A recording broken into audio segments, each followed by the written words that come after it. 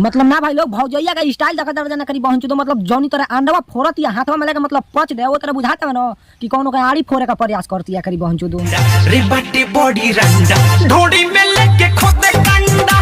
ढोड़ी में लेके खोदे डांडा। अरे तोरा बहन के बुरी में करी पहुंचो तो कौन चीज ठोकना भाई लोग मतलब भौजैया जौन तरह ढोड़िया में डांटवा खोदवावती है वही तरह कहीं भावा का जोश जाग जा उहे डांटवा उलाट के घोड़िया में पेल तो भौजैया के कैसा लगी करी पहुंचो ढोड़ी में डांडा खोदवा सब गाड़ी में भीतरी घुस जाई तोरी पहुंचो खोजी तो लागी पचर खून फेंके तो 15 गो सुई से कम ना लगी करी पहुंचो डॉक्टर भी करी पहुंचो तो खुश हो जाए कि चूतर में भौजैया के 15 गो सुई घोंपे का मिल गई।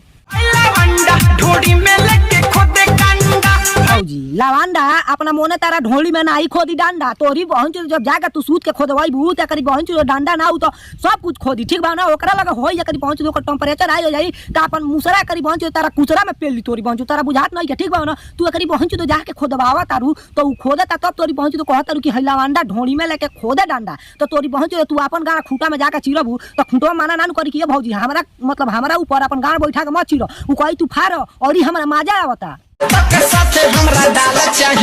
हमरा दाल चाहिए तोरी बहनचू तो भौजी तू साफ करी बहनचू तो खोल देना कि मतलब हमारा गड़िया का पीछे मतलब हमारा लाड़ एगो लगा दो तोरी बहनचू ठीक बा ना अपना बाबूजी से मतलब कह दो कि हमारा गाड़ के पीछे एगो लाड़ लगा दो ठीक बा ना तो लाड़ पका कहता रू कि हमारा दाल के साथ भात चाहिए तोरी बहनचू दाल के साथ हगल डाल लो तोरी बहनचू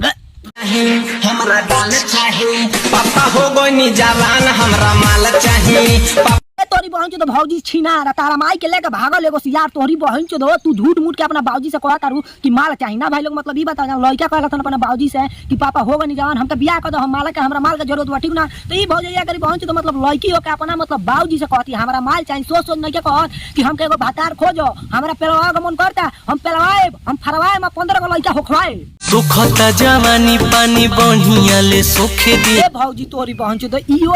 हमारा अब नीमन नहीं खेला ठीक बा ना तू बहुत दर्द कबलू अब हमारा बर्दाश्त नहीं किया ठीक बा ना जौन पनिया तू अपना ढोड़िया पर चुचिया पर गिरवाओ तू ओ लगला तू हेंगा करवट जा तोरी बहन तो अपना गड़िया पर गिरवाओ ठीक बा ना तहार गड़िया हगल से भरल होई कबो पेट झरल होई या करी बहन तो हगल लागल होई उ सब साफ हो जाई नैहर में ढोड़ी के जवान हमर होके ना ना ना ना साफ गलत गलत गलत गलत बात बा तोरी बहन तो करी भौजी ठीक बा ना नहियर में तार ढोड़ी के जवान कोनी तरह होइया करी बहन साफ साफ कहो ना ठीक बा ना कि हम जवान हो गइल बानी हमके घोड़ा इतना मोट के एगो लने चाहिए हत्था से मोट चाहिए ठीक बा ना तारा पेलवावे का मन करता तू छिछियाई गइल बारू ठीक बा ना जा कहीं गांव मरवावा उखी रहरी में ठीक बा ना ई जवानी वानी के बात हटावा ना तो हट जाना तो पेल लाड़ हिला के तो तोरी बहन तो लेके भाग जेबू अपन गाना चिला के ढोड़ी में दूध रोटी खइबा राजा जन्नत में जइबा भाग तोरा बहनी के बुरी में कबूतर पेलो ना भाई लोग करी पहुंच दी आटू झाटू सिंगर का जने कहां से आ जाता और गाना गावे देखता जने करी पहुंच तो कौन तरह कहता है भौजी जैसे कि हमरा ढोली में दूध रोटी खइबो राजा जन्नत में देबे करी पहुंच तो जन्नत लौका तक कैसन जन्नत होई कैसे ना करी पहुंच तो अनेक बता जने करी पहुंच तो भौजी साफ साफ नहीं कोई दे हमरा अगला भोमवा में पछला गांवा में पेला तब तू स्वर्ग में जइबो तो जन्नत में कहता दिन करी माई के चू भोरे भोरे उठ के चुसत रहो ओठ हो गड़िया का झटियो सेर वाला तोरी माई के चूदो ढोड़ी में दूध रोटी खइबा राजा जन्नत में जइबा भाग तोरा माई के चोदो बुरी में पेलो भाग तोरी पहुंच तो करा ई कौन भाई लोग गाना करी पहुंच तो हमरा ढोली में दूध रोटी खइबा तो जन्नत में जइबा तोरी पहुंच तो तू साफ साफ कह दो कि हम गड़िया में खाएम हग हम खाएम तो जन्नत में जाम तोरी बहन के चोले तू नहीं तो बस भाई लोग आज के लिए इतने भक्ति रोटी बन मिले जाए अगले नाटक साथ भाई लोग वीडियो बना के एक मकसद कि आप लोग को हंस का साल नहीं कि दिल के ठेस पहुंचा अगर केहू दिल पर ले लेता ठीक बनो तो हमरा से कोनो दिक्कत नहीं केहू जाके अपन गाना ऐसे खूंटा में चीटी न तो हम कुछ ना काम ठीक बनो तो भाई लोग चैनल पे नए लो तो प्लीज मतलब चैनल के सब्सक्राइब कर दे लाइक शेयर कमेंट जरूर कर दे ठीक बनो आ ज्यादा से ज्यादा मतलब शेयर कर दे ना सब्सक्राइब कर दे ठीक बनो तो ऐसे वीडियो देखे खातिर हम मतलब जुड़े रहे तो मिले अगले नाटक तब तक के लिए